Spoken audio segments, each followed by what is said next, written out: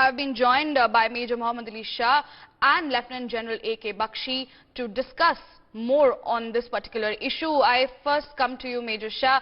As it's of course completed a week that the Russia and Ukraine are in this particular situation of crisis. How do we now see it? It's not going to end soon.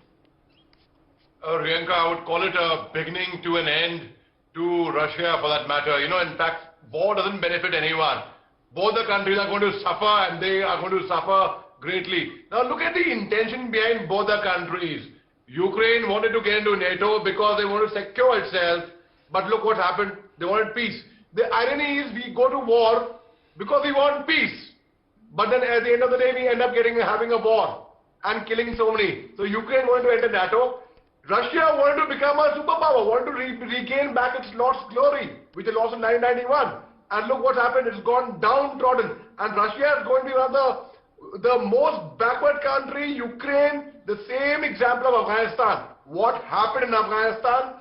Same war-torn country, which is going to be like really in a very bad state. Now, Ukrainians, when they caught a few Russian soldiers, they got documents and maps. The plan, which said it was a 15-day plan for Russia.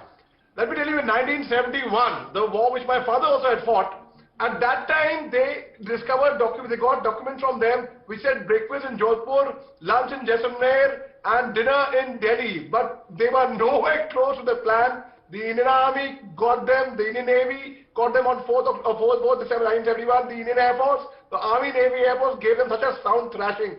Same thing I will tell you over here. But one thing I have to admit, Riyanka, I appreciate and respect the spirit of the Ukrainians. Their nationalism, their patriotism was totally, and I found it rather foolish, where President Zelensky is actually issuing out weapons to their civilians. Because General Bakshi, myself, we are soldiers. We take years of training to actually handle a weapon, and then thereafter also the best of experts can have an accidental fire with a weapon. But here issuing weapon to civilians. But then I believe President Zelensky he's given a tough fight. But at the end of the day, both are responsible for a bloodbath, for a bloodshed. I mean, this was uncalled for completely. It was not fair at all. And in Leo Tolstoy's novel, War and Peace, Leo Tolstoy says, all is fair in love and war. So both the nations are going against Geneva Convention in their own respective manners.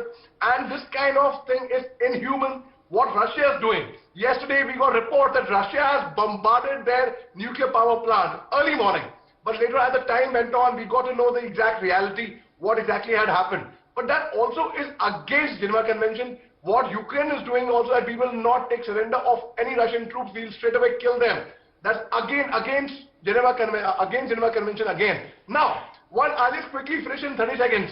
On 21st February, President Putin, who has very well planned this move for many years, because after 2014, he was also provoked by Ukraine, but that gives no reason for any country to go and attack a separate country. It's like saying, oh, so-and-so did not pay my rent for so many years, so I went and murdered him. That's wrong. So there is no excuse to murder. Secondly, but also at the same time, if I take a balanced view, when you murder someone, the court will punish you, yes, but if you murder somebody in self-defense, the court will be slightly lenient to you, and they will consider that as well. So now, having said that, so now when President Putin planned it on 21st February, he declared two independent states, which was long pending from 2014 of Donbas area, Donetsk and Luhansk. So when he declared these two states, as per the UN Arctic Act the Article 7 of UNO, says that if an independent nation, if a state wants to declare itself independent, it has every right.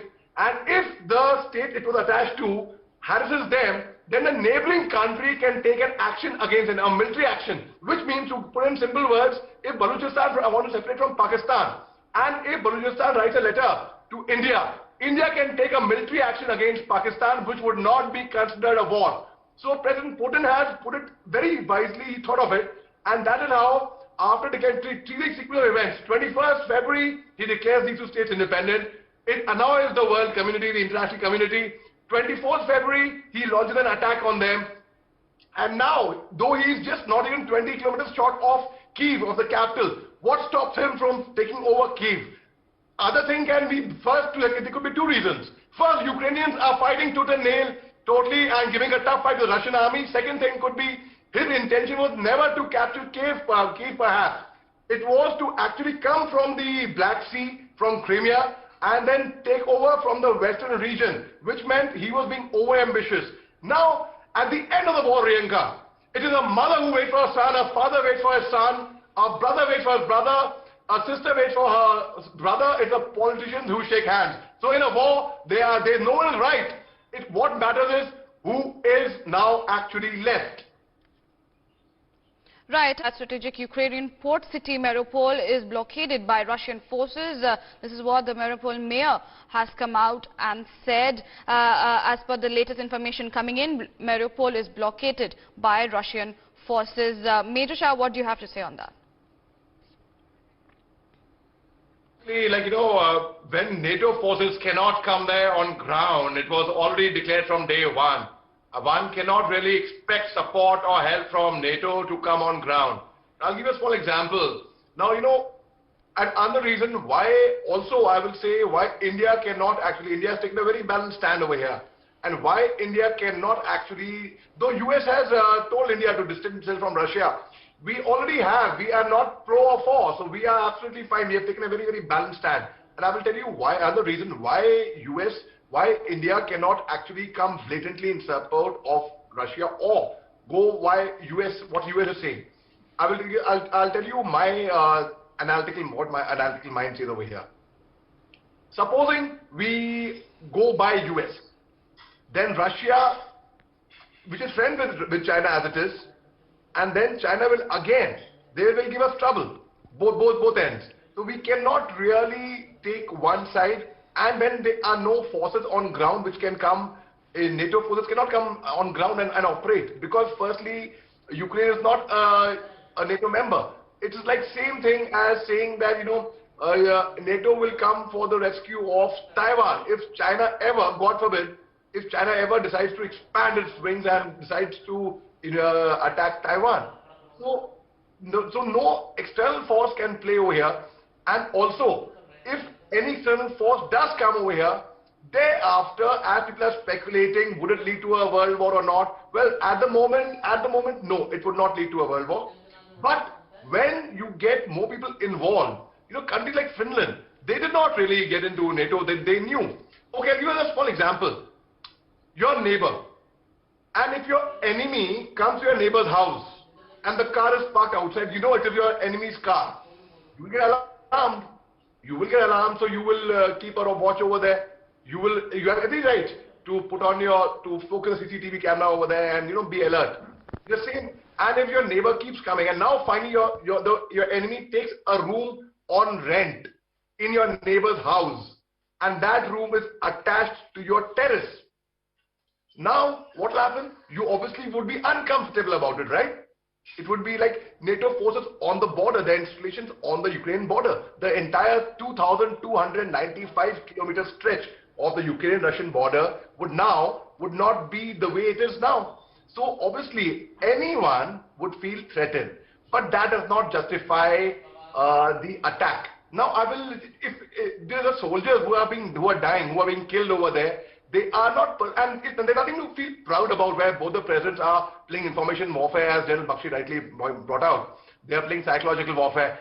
Sun Tzu is a Chinese author in the book The Art of War, which is taught to us in many military academies all over the world, in fact. There Sun Tzu says the acme of a military general is to win wars without fighting. This was said in paragraph 3, in the chapter 3, line 2, in fact. And Sun Tzu also says, he talks about tactical withdrawal in chapter 8. Paragraph 4, line 2.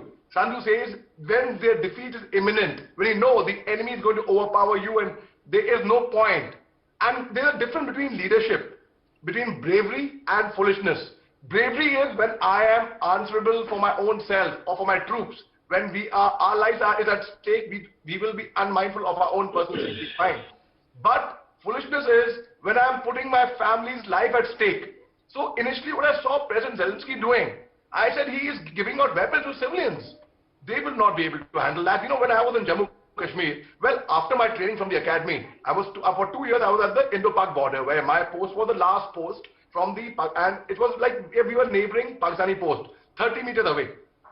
Now that time my personal weapon, we had got orders from our army commander, from our corps commander, from the GOC, senior officers from like General Bakshi that time, that our personal weapon would not go out from our skin for even for a moment. So I used to have a bath holding my weapon. I would sleep with my weapon. I would eat with my weapon hanging on with me. So I would never part with my weapon. As a result, the weapon became a part of my skin. It became a part of my body, like an organ, like the way we use our hands or legs.